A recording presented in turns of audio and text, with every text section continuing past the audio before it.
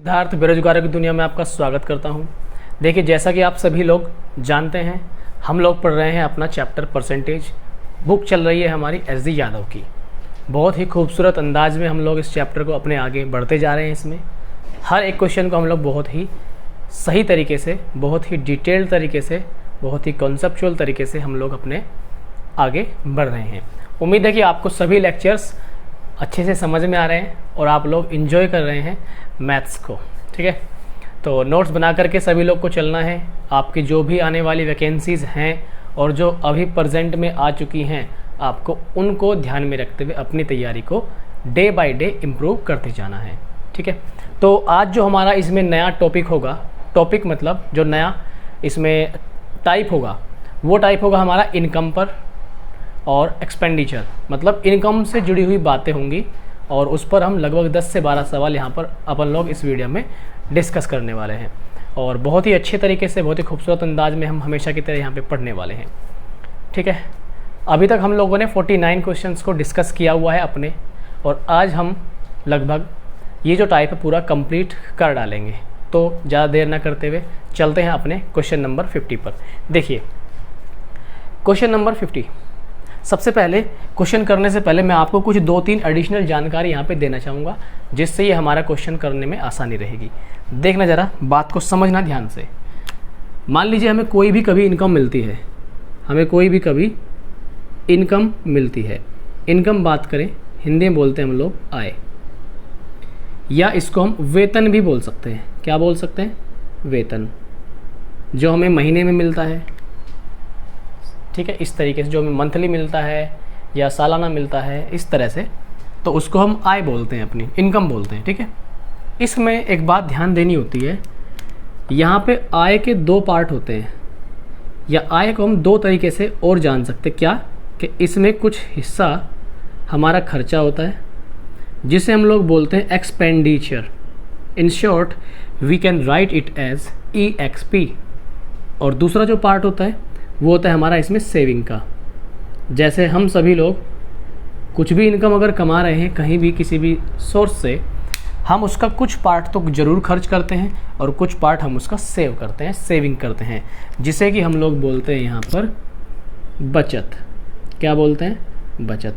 Life में दोनों ही चीज़ ज़रूरी हैं, खर्चा भी और बचत भी। ठीक है, तो यहाँ पर मैंने आपको ये बात बता दी, आय है हमारी, इनकम है, वेतन है, एक ही बात है। इसमें कुछ खर्चा होता है और कुछ सेविंग होती है। तो कहने का मतलब, खर्चा करने के बाद, एक्सपेंडिचर खर्चा करने के बाद जो सेविंग बचती है,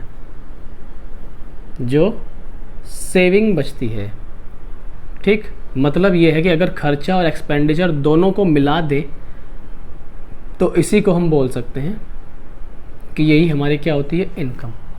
यही हमारी क्या होती है? इनकम। इनकम बराबर एक्सपेंडिचर प्लस सेविंग। इसको आप जल्दी से नोट कर लें और अब हम इसी पर आगे अपने क्वेश्चंस को डिस्कस करने वाले हैं।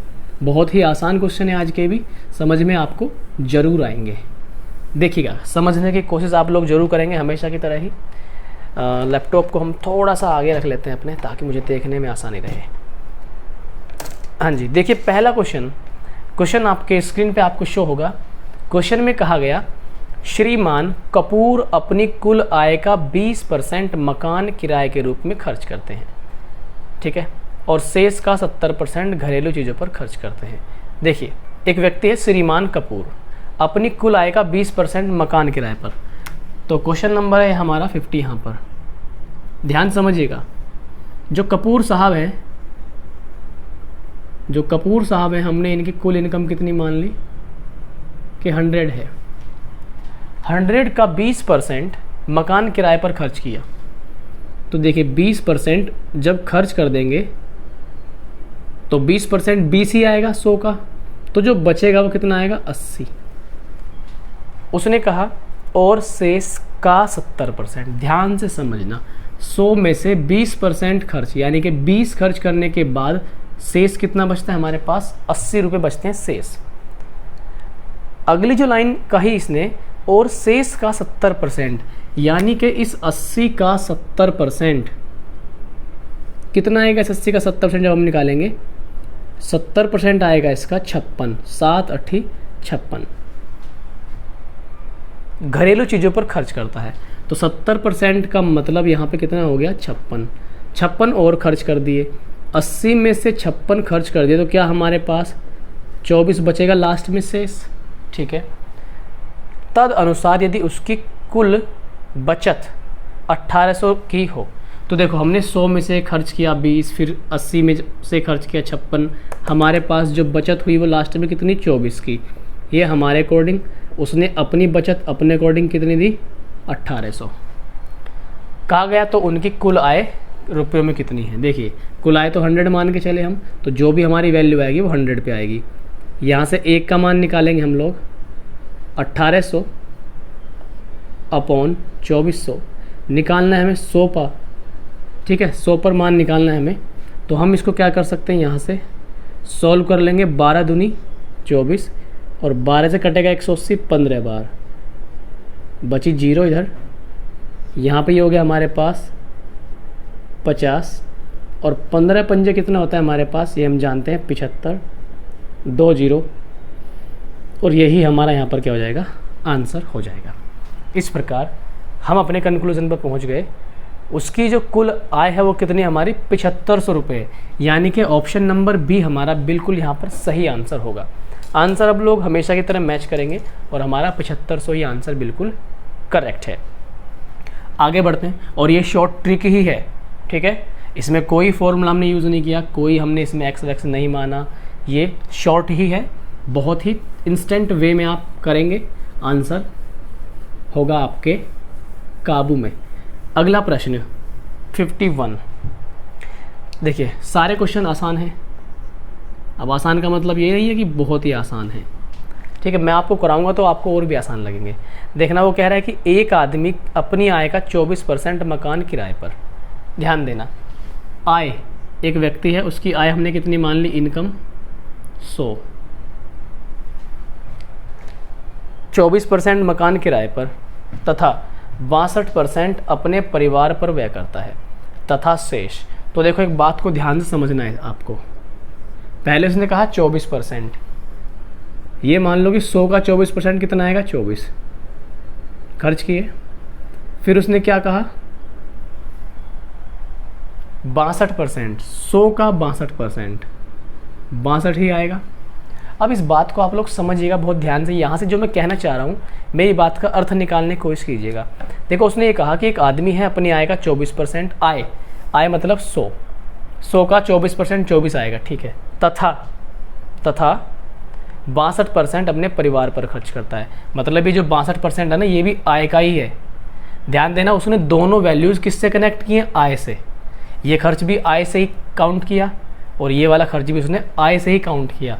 उसने ऐसे नहीं कहा कि 24% आय का करता है और शेष का 62%, शेष का नहीं कहा, ये भी उसने आय से ही कहा है। तो ये भी हम 100 पे लेंगे। 100 पे 62% लेने का मतलब हमारा 62 ही अपना आंसर आएगा, ठीक, आंसर नहीं मतलब 62 आएगा। फिर उसने क्या कहा हमें, तथा शेष आय की बचत करता है। अब देखिएगा इन्हें हम जोड़ेंगे तो ये अपना कितना आएगा, 86, 6 और 60 20 80 86।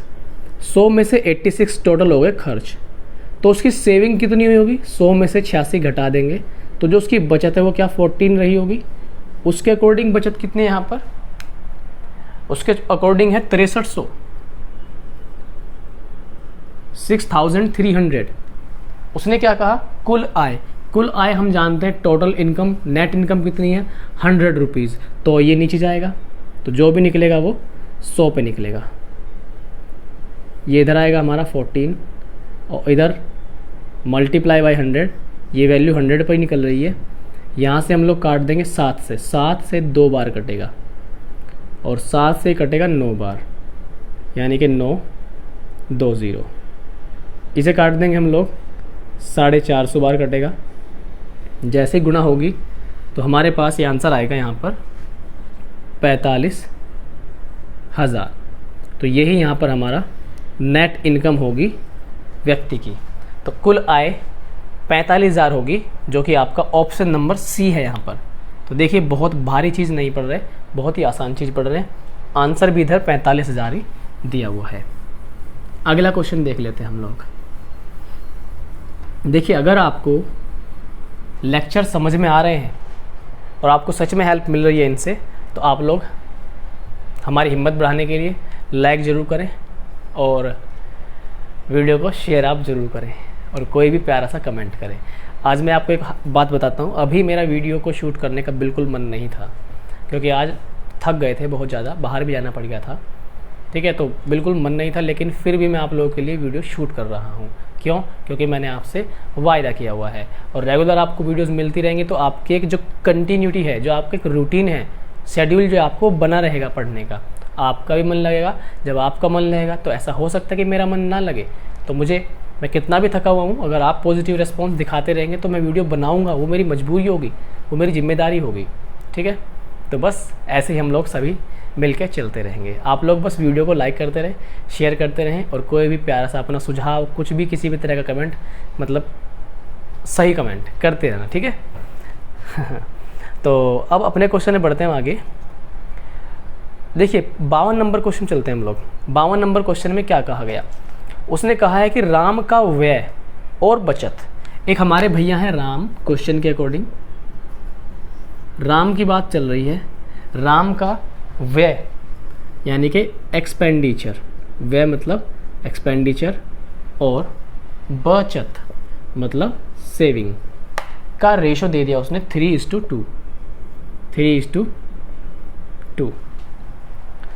उनकी आय में 10% की वृद्धि होती है और उनका व्यय भी 12% बढ़ जाता है। देखो यहाँ पर एक बात बताओ, मैंने अभी आपको एक पॉइंट सिखाया था कि इनकम जो इनकम होगी उसमें एक्सपेंडिचर भी होगी और उसमें सेविंग होगी, यानी कि इनकम का ही हिस्सा होता है एक्सपेंडिचर और इनकम का हिस्सा होता है सेविंग।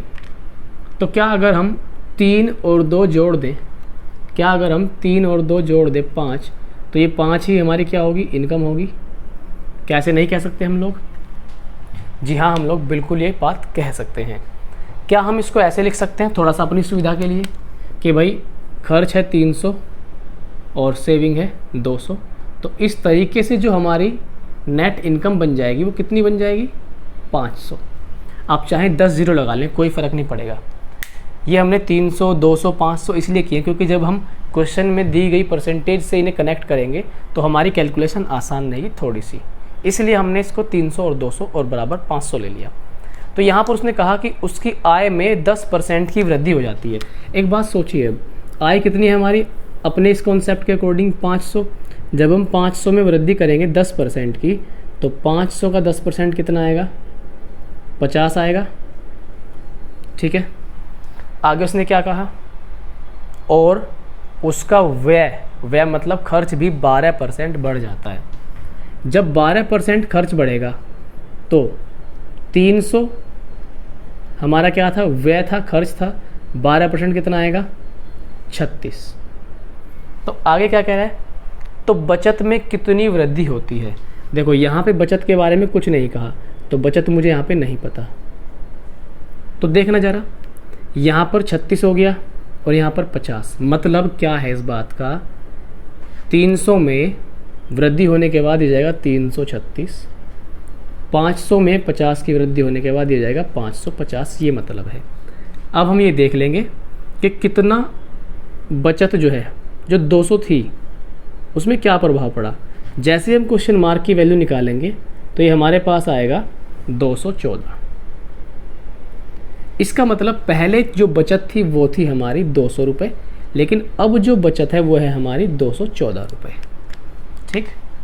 उसने यही कहा है कि उसकी बचत में कितनी वृद्धि होती है। हम जानेंगे कि 200 से 214 बचा रहा है, इसका मतलब इस बार 14 रुपीज़ हमारे क्या बच रहे हैं? एक्स्ट्रा बच रहे हैं। 14 रुपीज़ क्या बच रहे हैं? एक्स्ट्रा। ये 14 रुपीज़ किस पर एक्स्ट्रा बच रहे हैं? 200 रुपये पर। पहले 200 थे, अब 200 से 14 रुपये एक्स्ट्रा बच रहे हैं। इसका मतलब यही परसेंट देख लेंगे हम, कितना आएगा हमारे पास? 7%। यही हमारा क्या होगा यहाँ पर? लाल लाल अक्षरों में, सुंदर सुंदर अक्षरों में आंसर होगा। 7% हमारा क्या आ गया? उत्तर। ऊ आधा तय तय रे उत्तर। यही हमारा क्या हो गया? आंसर हो गया। चले फिर आगे, ठीक है भाई। अब हम चलते हैं अपने क्वेश्चन नंबर 54 पर, और यहाँ पे मैं आज आपको बिल्कुल भी बोर नहीं करने वाला, 2-2 3-3 तरीके से करा के, क्योंकि ये तरीके ही बेस्ट हैं इन सवालों के लिए, ठीक है। और जो तरीके हैं वो ऐसे तरीके नहीं होंगे जो आपको आसानी से पकड़ में आएंगे। देखिए अब हम चलते हैं 53 53 नंबर। 53 नंबर जो क्वेश्चन है ये थोड़ा सा इम्पोर्टेंट है, सारे इम्पोर्टेंट है लेकिन ये मोस्ट इम्पोर्टेंट क्वेश्चन है, क्योंकि आप इसे करके देखेंगे तो आपको पता लग जाएगा। देखो मैं जो भी क्वेश्चन यहाँ पे मैं स्क्रीन पे शो करता हूँ वो क्वेश्चन आप लोग वीडियो को रोक करके आप ज़रूर ट्राई कीजिए खुद से। अब खुद से ट्राई करने में आपको क्या एक फ़ायदा मिलेगा, पहले तो ये समझिए कि आप अगर ट्राई नहीं करते तो उसको आपको क्या नुकसान झेलना पड़ेगा। नुकसान ये झेलना पड़ेगा कि मैंने आपको करा दिया वो आपको आसान लगेगा, क्वेश्चन आपके सामने आया मैंने आपको कराया वो आपको आसान लगेगा। लेकिन अगर आप उसको रोक करके खुद ट्राई करेंगे तो आपको पता रहेगा कि आखिर क्वेश्चन में था क्या, आपका दिमाग कहाँ इसमें रुका, आपको कहाँ कहाँ इसमें प्रॉब्लम आई, तो वो सारे पॉइंट आपको क्लियर हो जाएंगे और आप थोड़े से और अवेयर होकर उस क्वेश्चन को करोगे। लेकिन अगर आप उसको करेंगे ही नहीं तो वो कोई कंडीशन आपके सामने क्रिएट होगी ही नहीं, ना कहीं आपको ये पता लगेगा इस पॉइंट में मुझसे नहीं हो पा रहा था, क्या इसमें दिक्कत थी, कहाँ मेरा आंसर गलत हुआ। तो इसलिए करने का फ़ायदा आपको ये मिलेगा, तो आप करके ज़रूर देखें, क्वेश्चन का पता भी लगेगा कि क्या लेवल है क्वेश्चन का। 53 बहुत बातें हो गई। 53 नंबर कहा है अरविंद अपनी आय का 75% खर्च करता है। ठीक है भैया, हमने उसकी जो आय है ये मान ली इनकम 100 या 100%, वो 75% खर्च करता है और शेष बचा लेता है। देखो ज़रा, अगर आय 100 है, 100 में से 75 खर्च कर दिए, जो बचेगी वो सेविंग होगी। ये तो है इनकम और ये है एक्सपेंडिचर, इसको ऐसे लिखते हैं हम लोग, यहाँ पर रेड से लिखूँगा मैं, इसको तो बना देता हूँ मैं आई इनकम और ये है एक्सपेंडिचर। इनकम में से एक्सपेंडिचर घटा देंगे तो अपने पास जो बचेगी वो सेविंग होगी। क्या होगी वो? सेविंग। तो यहाँ पर ध्यान समझना, सेविंग कितनी हो गई हमारे पास पहले केस में, यानी कि हमने बचाए 25 रुपये, 25 रुपये आगे उसकी आय में 20% की वृद्धि हो जाने पर, आय क्या थी 100, इसमें 20% की वृद्धि करेंगे तो 20% की वृद्धि होती है हमारे पास आय कितनी जाएगी 120। क्लियर? वह अपने खर्च में 10% की वृद्धि करता है। पहले खर्च कितना कर रहा था वो 75, लेकिन अब इस 75 में 10% की वृद्धि कर दी। ध्यान देना, 75 में 10% की वृद्धि करने का मतलब है अब पहले के मुकाबले 7.5 रुपये एक्स्ट्रा खर्च कर रहा है। 75 का 10% 7.5, आप जैसे इसे जोड़ेंगे तो ये 82.5 आ जाएगा। इसका मतलब अब वो 75 से ज़्यादा खर्च कर रहा है। कितने? 7.5, मतलब 82.5 रुपये ज़्यादा खर्च कर रहा है। अब सेविंग देखते हैं, पहले 25 बचा रहा था, अब कितने बचाएगा? तो ये जो अब बचाएगा ये बचाएगा 37.5, जैसे घटा के लिखेंगे 37.5 आएगा। लास्ट में पढ़ते हैं, तद अनुसार उसकी बचत में कितने % वृद्धि हो जाएगी। ये तो हमें पता लग गया कि 25 बचा रहा था पहले, अब बचा रहा है 37.5, इसका मतलब वृद्धि तो है, वृद्धि तो डेफिनेटली है। लेकिन उस वृद्धि का परसेंटेज क्या होगा आप देखेंगे, कितना ज़्यादा है 12.5, 12.5, 12.5 ज़्यादा है। किस पर ज़्यादा है 12.5? 25 पर 12.5 ज़्यादा है।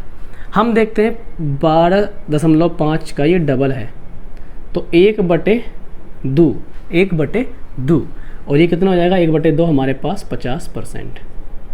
1/2 को हम क्या लिखते हैं 50%। तो यहाँ पर ये हमारा ऊ आधा तय तैर उत्तर। ठीक है भाई, तो यहाँ पे जो ऑप्शन होगा हमारा ये इसमें थर्ड ऑप्शन है। ये क्वेश्चन SSC 10+2 यानी कि CHSL में आया हुआ है 27/10/2013 को, और अगर किरण पब्लिकेशन की बुक में आप देखेंगे तो ये और भी बहुत ज़्यादा जगह आया होगा और बार बार रिपीट हुआ होगा, क्योंकि मैंने उस बुक को भी पढ़ाया हुआ है और ऑफलाइन क्लासेस में भी मैंने इसको काफ़ी टाइम पढ़ाया है, तो मुझे पता है कौन कौन से क्वेश्चन कहाँ पे कितनी बार आए हुए हैं, किस किस टाइप के क्वेश्चन आए हुए हैं। Now we are going to the question number 54। चलते हैं क्वेश्चन नंबर 54 पर। देखिए ज़रा इस क्वेश्चन में क्या ख़ास बात है। ज़्यादा ख़ास बात नहीं है, बड़े ही आसान किस्म का क्वेश्चन है। 54 नंबर। देखो हमसे बोला गया ए अपने मासिक वेतन का 20% बचाता है। एक भैया हैं ए और ये 20% बचाते हैं। दो तरीके से हो जाएगा, कोई दिक्कत नहीं है, दोनों तरीके डिस्कस कर लेंगे। 20% का मतलब 1/5, 5 पे 1 बचा रहा है, इसका मतलब 5 पे 1 बचा रहा है, तो इनकम हम मान लेते हैं 5, 1 बचत है, सेविंग कितनी है 1, तो एक्सपेंडिचर कितना होगा EXP 4। भाई 5 तो है इनकम, 1 बचाया, 1 कब बचा होगा 4 खर्चा करने के बाद में, क्या बाद में। तो देखो उसका मासिक व्यय 6000 है, हमारा मासिक व्यय कितना आ रहा है 4, 4 की वैल्यू कितनी है 6000। वो क्या पूछना चाहता है, उसकी मासिक बचत, मासिक बचत कितनी है 1, 4 की वैल्यू पता है 1 की निकाल देंगे, 1 की वैल्यू हमारे पास आएगी 4 एकम 4 और 4 से कटेगा 15, यानी कि 1500 जो है उसकी मासिक बचत है। ये हमारा हो जाएगा आंसर, जो कि हमारे ऑप्शन नंबर फर्स्ट में यहाँ पे मैच करता है। जल्दी से आप लोग क्वेश्चन को नोट करिए अपनी कॉपी में, या इसका आप स्क्रीन शॉट ले लीजिए।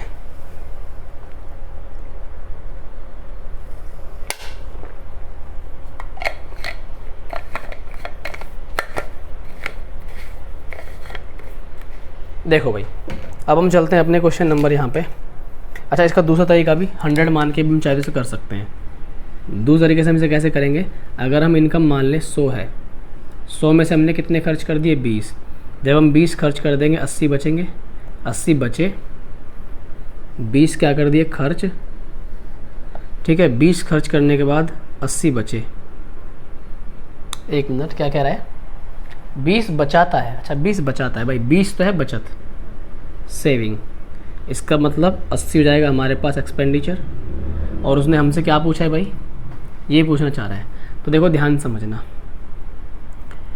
यहाँ पर हमारे पास 80 की जो वैल्यू है, उसने कहा कि एक अपने मासिक वेतन का 20% बचाता है, 20% सेविंग कर ली, सेविंग की, इसका मतलब 80 खर्च कर दिए, और उसका मासिक व्यय 6000। तो 80 की जो वैल्यू कितनी आ गई हमारे पास 6000 आ गई। हमें जो वैल्यू निकालने यहाँ पर उसने कहा उसकी मासिक बचत, बचत कितनी है 20, हमारे पास 80 की वैल्यू पता है, 20 की निकालनी है। हमें क्या करेंगे 4 से दोनों साइड भाग कर देंगे, बात वही पड़ेगी। ये कितना आएगा 20, और जैसे हम 4 से डिवाइड करेंगे ये आएगा हमारा 15, यानी कि 1500 हमारा इस प्रकार आंसर आ जाएगा। तो देखो आसान है, कोई भी तरीके से आप कर सकते हैं, ज़्यादा बड़ा इशू इसमें नहीं है। ऊपर वाले से कर लें, नीचे वाले से कर लें, दोनों से सेम टाइम लगेगा। अगला प्रश्न पे चलते हैं हम लोग 55 पर। 55 नंबर, देखिए क्वेश्चन नंबर 55।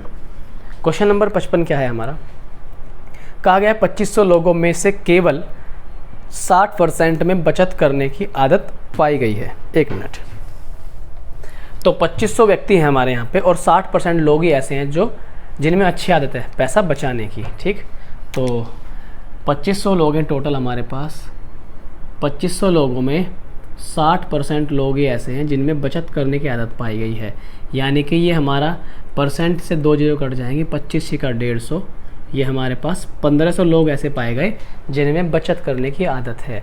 यदि उनमें 30% बैंक में बचत करते हैं, उनमें किन में, इन 1500 में, इन 1500 में बचत करने की आदत पाई गई। इन 1500 में से 30% कैसे हैं, जो बैंक में बचत करते हैं। 1500 का 30% जब आप निकालेंगे तो ये आएगा 450, कितना जाएगा 450। 32% डाकघर में, 1500 का 32%, देखो 32%, ध्यान समझो मैं कितनी तेज़ी से निकाल सकता हूँ, परसेंट के साथ 2 जीरो ख़त्म हो ही जाएंगी, आएगा 15 गुणा 32, 15 × 3 = 45, 450 और 15 दूनी 30, 450 और 30 480, ठीक है। ये थी हमारे पास 30% वैल्यू, ये भी हमने ऐसे ही निकाली थी, परसेंट के साथ 2 जीरो ख़त्म, 15 × 3 = 45, 450। शेष शेयरों में, अब जो शेष बचे वो शेयर में बचाते हैं, ठीक है। तो 450 और ये अपने पास कितना हो गया यहाँ पर 930, तो हमारे पास कितना बचेगा 930 घटा के 570। उसने क्या कहा था हमें, तो शेयर धारकों की कुल संख्या कितनी है। तो जो शेयरधारी हैं, शेयरधारी कितने हमारे पास 500। शेयरधारी कितने हैं? 500। शेयरधारक 570। कितना? Option number 2। अब इसको हम थोड़े से और आसान तरीके से कर सकते हैं। कैसे? इसकी एक आसान अप्रोच क्या हो सकती है वो भी समझना। हर चीज़ समझाऊंगा, चिंता मत करिए। देखो 2500 थे ना, उसने क्या कहा? उसने ये कहा 60% में बचत करने की आदत पाई गई। ठीक है, 60% में बचत करने की आदत, जो कि हमारा कितना आया था? 1500। अब उसने क्या कहा?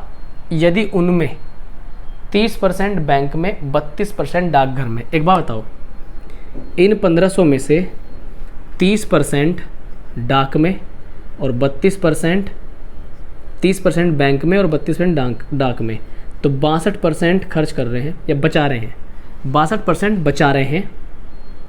इनमें कौन कौन से? बैंक वाले और डाक वाले। अब 38% जो बचे, ये 38% ही तो कहाँ दे रहे होंगे? शेयर में। कहाँ दे रहे होंगे? शेयर में। तो ये काम तो आप मन में भी कर लेंगे, वर्बली कर लेंगे। अगर आपको पता है तो वर्बली हो जाएगा। 30 और 32 62। 62 अगर बैंक और डाकघर में बचाते हैं तो इसका मतलब 38 शेयर धारक हैं। 38% क्या है? शेयर धारक। तो तुरंत से आप क्या करना, ये काम मन में होगा। मन की बात से आपको कुछ याद आया होगा। तो 1500 का 38% निकाल देंगे। जैसे 1500 का 38% निकालेंगे, परसेंट के साथ 2 जीरो की दुश्मनी। 15 × 45, 15 × 120, 450 और 120 कितना जाएगा? 570। 570 570 आपका आंसर आ जाएगा। ठीक है भाई, तो मैंने दोनों तरीके आपको डिस्कस कर दिए। आपकी जो मर्जी वो आप कर लेना, और नोट तो आप दोनों ही तरीके करके चलें। हम यहाँ पे सीखने आए हैं, हर तरीके से सीखने आए हैं। ठीक है, गजब का तरीका सिखा रहा हूँ मैं आपको। देखो भाई, अगला क्वेश्चन बढ़िया क्वेश्चन है और जानलेवा क्वेश्चन है, एकदम जानलेवा। देखो, लेकिन है कुछ नहीं क्वेश्चन में। Question number 56। देखो 56 में क्या कहा गया भाई? हमारे तो मार्कर भी ख़त्म हो गए आज। 56 में बोल दिया गया है कि एक आदमी ने अपनी पूंजी का 1/3 भाग 7% पर, 1/4 भाग 8% पर और शेष भाग 10% पर निवेश किया। यदि उसकी वार्षिक आय 561 है तो पूंजी क्या है? कुल पूंजी निकालनी है हमें 56वें नंबर में। देखो 1/3 कोई पूंजी है, मान ली हमने कुछ होगी 1/4। तो जो 1/3 हिस्सा है वो 7% पर लगाया, 1/4 हिस्सा है वो 8% पर लगाया। अब देखो 1/3 लगा दिया, 1/4, यानी कि लगा कितना दिया उसने हिस्सा? तो आपके पास आएगा 12 और ऊपर आ जाएगा 4 × 4 और 3 7। 7/12 हिस्सा हमारे पास लगा दिया। तो हमारे पास जब 7/12 लगा दिया तो बचेगा कितना? 5/12। ये 5/12 कैसे आया? हमें पता है पूरा कुछ भी हिस्सा वो हमेशा 1 माना जाता है। इसमें से 7/12 लगा दिया। जैसे हम इसे सॉल्व करेंगे तो हमारे पास कितना बचेगा? ये 5/12। ये रिमेनिंग हिस्सा बचा हमारे पास। तो अब हमारे पास आगे चलते हैं हम लोग। अब देखो यहाँ पर हम लोग एक बात देख पा रहे हैं, हमने 5/12 हिस्सा जो शेष है, 1/3 हिस्सा लगाया, 1/4 हिस्सा लगाया। तो ध्यान समझना, 1/3 हिस्सा, 1/4 हिस्सा और जो बचा भाग है वो है 5/12। क्यों ना हम टोटल जो पूंजी है, क्यों ना हम टोटल पूंजी 12 मान लें। इन तीनों से कटने वाली संख्या हम क्या मान लेते हैं? 12। 12 का 1/3 कितना आएगा हमारे पास? 4। 12 का 1/3 4 आएगा। 12 का 1/4 हमारे पास 3 आएगा। 12 का 5/12 हमारे पास कितना आएगा? 5। जो 4 है ये कितने परसेंट पर लगाई? 7% पर। कहाँ गया भाई क्वेश्चन? हाँ 7% पर। ठीक है, अब देखो 4 का 7% कितना आएगा? जब आप 4 का 7% निकालेंगे तो आएगा 0.28। फिर 3 वाली जो राशि है वो कितने परसेंट पे लगाया? 8% पे। 3 का 8% आएगा 0.24। बचा अपना 5 10% पर लगाया, इसका जो 10% है यह आएगा हमारे पास 0.5, या ऐसे लिख सकते हैं। अब उसने क्या कहा, यदि उसकी वार्षिक आय 561 है तो उसकी जो वार्षिक आय है वो कितनी हो रही है, 561। इस बात को ध्यान से समझना। मतलब क्या है इस बात का, जो कुल 12 राशि है, जो उसकी कुल पूंजी है, कैपिटल है जो उसकी कुल पूंजी है 12 का 4 जो है, 12 में से 4 रुपये 7% पे लगा के उसे कितने रुपए मिले, 0.28। 12 में से 3 रुपये लगा के उसे कितने मिले, 0.24। अब जो बच गए यानी कि 5 वाली जो वैल्यू थी 10% पर लगा के उसे कितने मिले, इतने। तो ये तीनों उसे 1 साल में मिले। तीनों कब मिले उसे, 1 साल में। तो जब आप तीनों को जोड़ोगे तो ये आएगा हमारे पास 1.02। हमारे अकॉर्डिंग इतना है। और उसने वार्षिक कमाई कितनी दे दी, 561। उसने कहा उसकी वार्षिक आय 561 है। हम इसे सॉल्व कर लेंगे और निकलेगा किस पर, 12 पर, क्योंकि 12 ही हमारी क्या है, कुल पूंजी। तो ये 12 पे जब हम जैसे निकालेंगे तो 561 बटे 1.02 गुणा 12, इसे हम लोग सॉल्व कर लेंगे। तो हमारे पास सॉल्व करने के बाद जो आंसर आएगा ये आएगा 6600।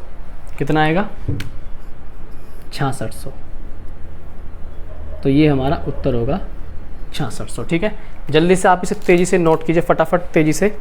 तब हम फिर बढ़ते हैं अगले क्वेश्चन पर, जो कि होगा हमारा क्वेश्चन नंबर यहाँ पर 57। चलिए, आपने नोट किया होगा। ठीक है, बहुत भारी काम नहीं है भाई, ये समझाने में यहाँ टाइम लगता है, आसान है, बहुत छोटी छोटी कैलकुलेशन है। 57 नंबर। सारे क्वेश्चन आज के भी बहुत ही हम गजब तरीके से कर रहे हैं। आप जानते हैं कि कोई हम फॉर्मूले का यूज़ नहीं कर रहे, ना कोई हम एक्स मानते, बिल्कुल ही बचते हैं उन चीज़ों से। और सारी चीज़ों को हम ऐसे पढ़ते हैं जैसे कि हम लोग हिंदी पढ़ रहे हों, मैथ ना पढ़ रहे हों। बहुत ही सिंपल वे में, बिल्कुल एकदम क्लियरली हर चीज़ को हम समझते हैं और करते हैं। अपना अगला क्वेश्चन जो होगा यहाँ पर, ये होगा क्वेश्चन बहुत ही अच्छा है। ये भी क्वेश्चन है 57। ध्यान से समझने की कोशिश करना। देखो 57 सेम अभी गया था, और ये 57 किसके जैसा है भाई, मैं आपको बता दूं ज़रा एक बार, ये है हमारा 53 के जैसा, 53 के जैसा। इसलिए आप वीडियो को रोके और करिए, कराऊंगा मैं इसे, हालांकि आप वीडियो को रोके और करिए। ठीक है, रोक के आपने किया होगा। हम लोग करते हैं, 75% राशि खर्च कर देता है। 57 नंबर। हम क्या मान लेते हैं, 100 थी इनकम, 75 खर्च की, बची कितनी, वही पहले जैसी 25। अनंतर उसकी आय 20% बढ़ गई। आय पहले 100 थी, अब हो गई 120 बढ़ के 120 हो गई। और वह अपने खर्च में 15% की वृद्धि कर देता है। देखो 75 का 10% आएगा 7.5।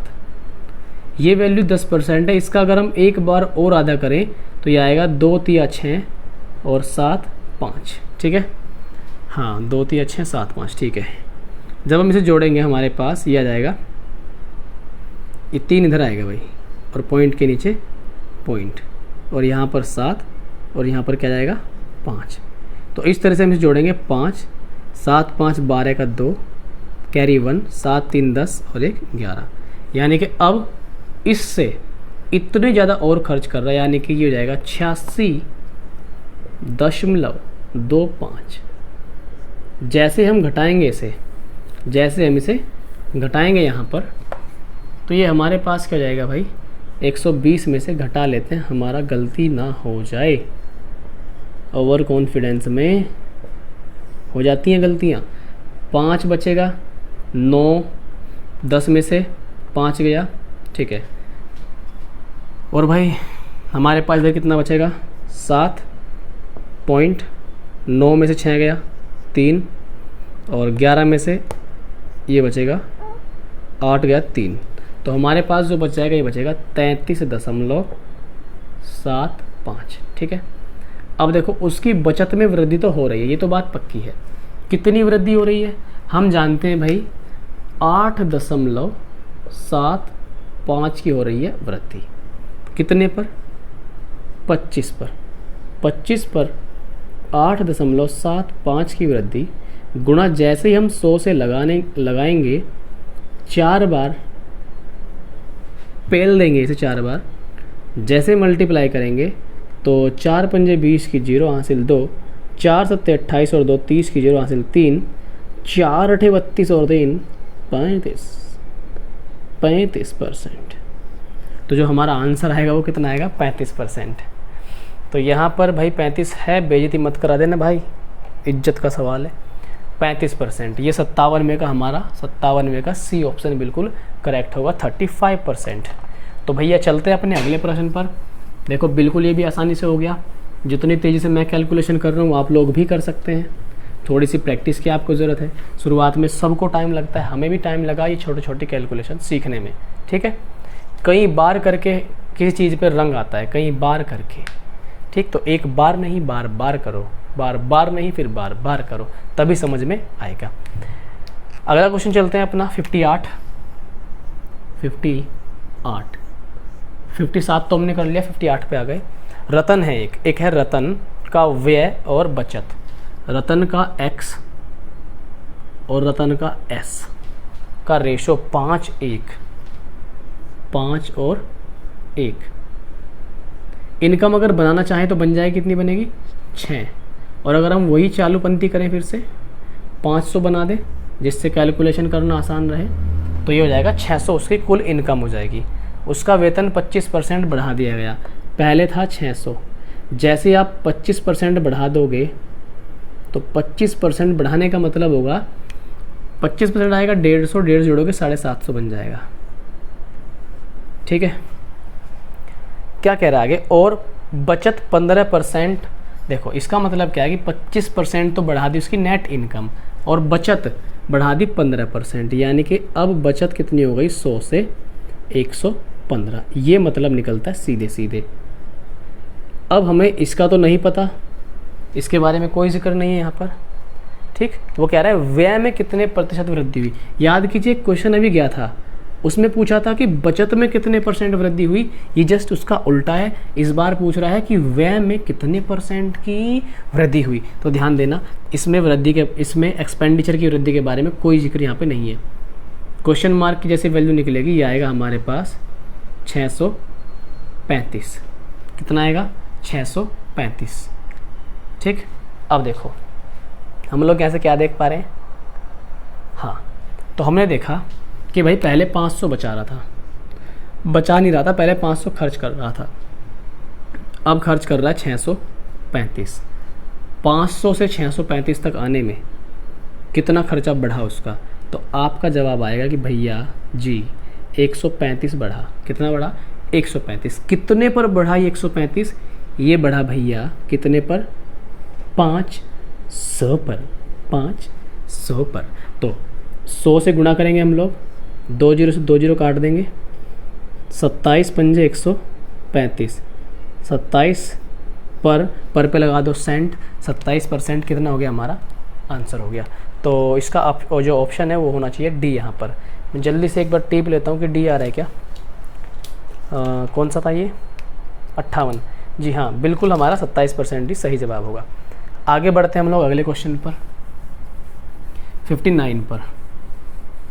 Question number 59। देखिए क्वेश्चन नंबर 59 पढ़िएगा, बड़ा ही बढ़िया क्वेश्चन है, सुंदर क्वेश्चन है और अच्छा क्वेश्चन है। 3 व्यक्ति ABC जिनके वेतनों का जोड़, देखो इसमें 3 व्यक्ति दिए गए हैं ABC, तीनों मिलकर कितने कमाते हैं? 72,000 रुपये। तीनों की इनकम टोटल है 72,000। तो 59 में ABC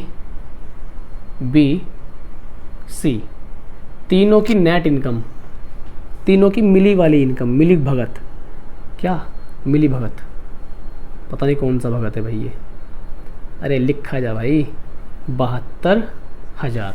तीनों मिलके 72,000 क्रमशः अपने वेतन का 80, 85 तथा 75% खर्च करते हैं। ध्यान दीजिएगा, अगर ये भी 100 मान लेते हैं हम, 100%, इसको भी 100% मान लेते हैं, इसको भी 100% मान लेते हैं, तो 100% में से ए ने किया 80% खर्च, तो ए ने अपने वेतन का कितने % बचा लिया? 20% बचा लिया, ठीक है। अनुपात बी ने अपने वेतन का कितने परसेंट खर्च किया, 85%। इसका मतलब इसने अपने वेतन का कितने परसेंट बचा लिया, 15%। अब सी ने अपने वेतन का 75% खर्च किया, तो इसने कितना बचा लिया मेरे दोस्त ने, 25% बचा लिया। ए ने 20% बचाया, बी ने अपने वेतन का 15%, सी ने अपने वेतन का 25%। यही बचत का अनुपात कितना दिया क्वेश्चन में, 8, 9, 20। 8, 9, 20। ठीक, तो ए का वेतन, पहले वाले भैया का वेतन पूछता है वो, ध्यान समझना। ए 20% का मतलब 1/5 अनुपात बी 15% का मतलब 3/20 अनुपात सी, इसका मतलब है 1/4, 8, 9 से 20। देखो 5 जाएगा 8 के पास, तो यहाँ पे ए बी और सी कैसे निकालेंगे, 5 जाएगा 8 के पास, तो 8 गुणा 5 लिख लेते हैं, कोई अभी कैलकुलेट नहीं करना। 20 जाएगा 9 के पास, तो 9 गुणा 20 और जो ऊपर तक आ जाएगा नीचे, अनुपात 4 जाएगा 20 गुणा 4। ध्यान से देखेंगे हम लोग, यहाँ से हमारा किस तरह से काट सकते हैं, वही से हम 4 से 4, ठीक, या 5 से काटेंगे। पहले 5 से थोड़ा सा हमें सही समझ में आएगा, 5 से काटने में। 5 एकम 5, 5 चौक 20 और 5 चौक 20, ठीक। 4 से काट देंगे, 4 एकम 4, 4 एकम 4, 4 दूनी 8। 3 से कटेगा, 3 तिया 9, 2 बचा, 3 बचा यहाँ से, और यहाँ से कितना बचा हमारे पास, 4। तो हमारे पास ए बी सी का अनुपात कितना आ गया, 2, 3, 4। तो ये हमारे पास आ गया इनकी इनकम का अनुपात। ए 2 कमाता है, बी 3 कमाता है और सी 4 कमाता है। तो सभी मिलकर, तीनों मिलकर कितना कमाते हैं, 9। इस 9 की वैल्यू कितनी दे रखी है हमारे पास, 72,000। तो 9 का 8 गुना है 72, 9 का 9 ठे 72, या 8,000 गुना है ना, हाँ 8,000 गुना, 9 का 8,000 गुना है 72। तो हमसे पूछा ए की वैल्यू, तो इसका भी कितने गुना कर दो, 8,000 गुना। तो 2 का 8,000 गुना हो जाएगा हमारे पास 16,000। तो ये हमारा आंसर होगा 16,000।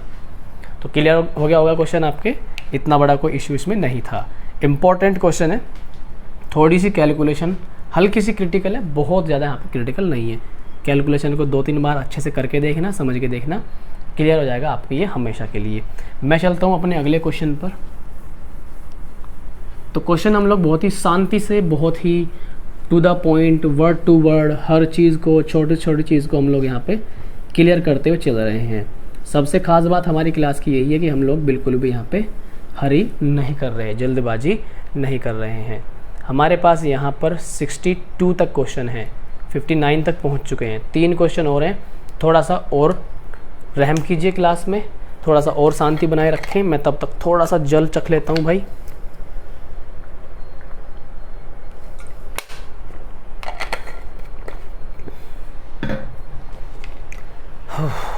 देखो भाई, क्वेश्चन नंबर 60वां। यदि किसी आदमी को अपनी पूंजी के 1/4 भाग पर 3% ब्याज मिलता है। 60 नंबर भी अभी जैसे पहले गया था, कुछ उस टाइप से हमें इसे करना पड़ेगा। 1/4 भाग, बात हुई भी कितने भाग की, 1/4 भाग। आगे क्या कहा, 2/3 पर 5%। अब दूसरा भाग है कितना, 2/3, और शेष पर 11%। तो उसे समग्र पूंजी पर मिलने वाला प्रतिशत ब्याज है। लगभग उसके जैसे क्वेश्चन है, हम लोग इसे अच्छे से डिस्कस करेंगे, दिक्कत नहीं लेनी, जब तक हम हैं तो क्या बात है। देखो उसने क्या, दोनों भाग लगा दिए, 3 एकम 3 और 4 दूनी 8, तो 11 बटे कितना आ गया, 12। इतना तो इन्वेस्ट कर दिया। जो रिमेनिंग है, रिमेनिंग कैसे लिखते हैं, इन दोनों का गैप लिख लेंगे ऊपर और नीचे वाला नीचे।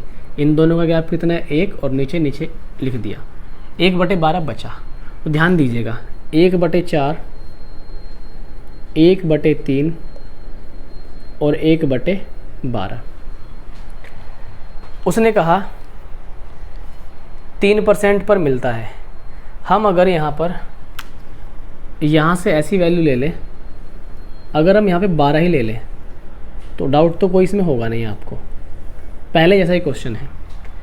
ठीक है, तो इसका हम निकालें अगर 1/3, पहले 1/4 है, इसका 1/4 आएगा 3, 1/3 आएगा 4, और अब 4 और 3 7 जो बच गया वो आएगा 1/12।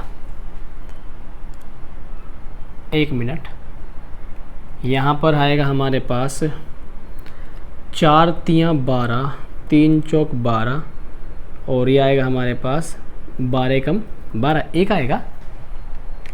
क्या कह रहा है, यदि किसी आदमी को अपनी पूंजी के 1/4 भाग पर 3% ब्याज मिलता है, 2/3 भाई 2/3, तभी तो कहूँ गड़बड़ हो रहा है मामला। 2/3, इसका 2/3 कितना आएगा 3 चौक 12 और 4 दूनी 8। ठीक, 1/12 1 आएगा। हम चाहें तो इसे 1200 लिख लेते हैं, इसे 300, और इसे कैलकुलेशन को आसान करने के लिए लिख सकते हैं हम लोग। ठीक, ऐसे लिख सकते हैं 1200 में से 300, 800, 1100 ये हो गया, और 100 1200। अब उसने क्या कहा कि पहली पर 3% ब्याज मिलता है, दूसरी पर 5 और तीसरी पर 11। इस पर 3% ब्याज वो आएगा 9, इस पर 5% ब्याज ये आएगा 40, इस पर 11% ब्याज ये आएगा 11। ब्याज कुल मिला कितना जोड़ लेंगे हम, ये आएगा हमारे पास 60। ब्याज कुल 60 मिला, ब्याज कुल कितना मिला 60। कितने पर ब्याज मिला, कुल पूंजी पर 1200 रुपये पर कुल जो ब्याज है वो मिला 60। परसेंट के लिए 2 जीरो और आ जाएंगी, 100 आ जाएगा, 12 पंजे कितना 60। तो यहाँ पर जो अपना आंसर आएगा वो आएगा 5%। यानी कि जो ब्याज प्रतिशत आएगा समग्र पूंजी पर, यानी कि टोटल पूंजी पर जो ब्याज आएगा वो आएगा 5%। 9, 40, 11 जोड़ा 60 आ गया। ये 60 रुपये ब्याज किस पर मिला 1200 पर, 1200 पर 60 रुपये ब्याज गुणा 100% के लिए सोल्व कर लिया, 5% आंसर। ठीक है, मैच कर लेते हैं जरा। बिल्कुल सही जवाब, और आपको मिलते हैं पूरे 5 करोड़ रुपए। चलें आगे फिर। 61, काश 5 करोड़ मिल ही जाते तो कौन करता पढ़ाई, ना मैं ही आपको पढ़ा रहा होता इतने मेहनत से 5 करोड़ रुपए मिलने के बाद, ना आप ही पढ़ रहे होते इतनी मेहनत से, है ना। कुछ काम धंधा देखते, कुछ दुकान खोल के और भी बिजनेस बना लेते। आइए चलो भाई, सपनों की दुनिया से बाहर आते हैं।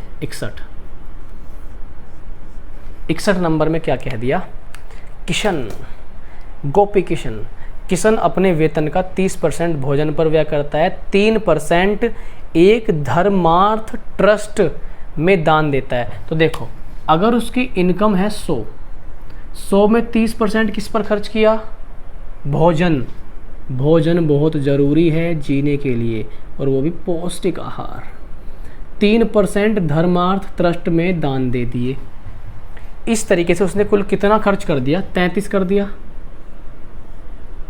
33% खर्च कर दिया। ठीक है, वह इन दोनों मदों पर 2310 व्यय करता है।